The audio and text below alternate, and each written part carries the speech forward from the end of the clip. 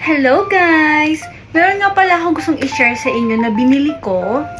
Hanger siya, pero hindi siya basta-basta hanger. As in, ano siya? Hanger!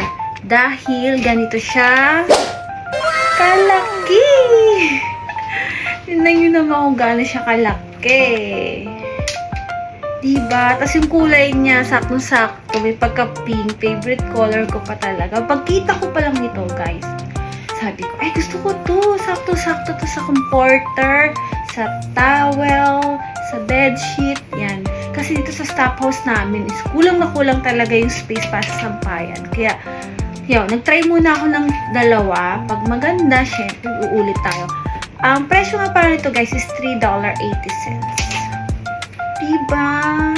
Siguro mga $3. Siguro mga 100 plus 200 ang presyo nito. Pero tingnan nyo naman, ang laki. Pero kung pakatayuin ng Pilipinas, papabox lang. Diba?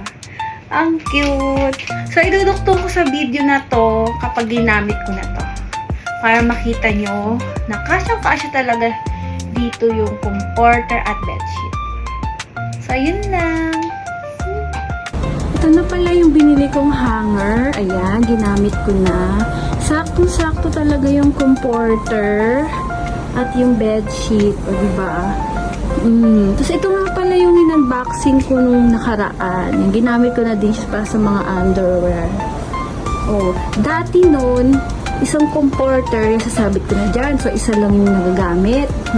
Ito pa ito, kumbaga isang ganito lang. Ngayon, oh, diba? Tatlo pa yung nasampay ko. Oh, save na save talaga. Kasi siya sa background kasi katabi namin pagawaan ng sasakyan sa maingay. So, ayun na, diba? Napaka ganda. Kaya bibili pa ako ulit nito. So, yun lang guys. Bye!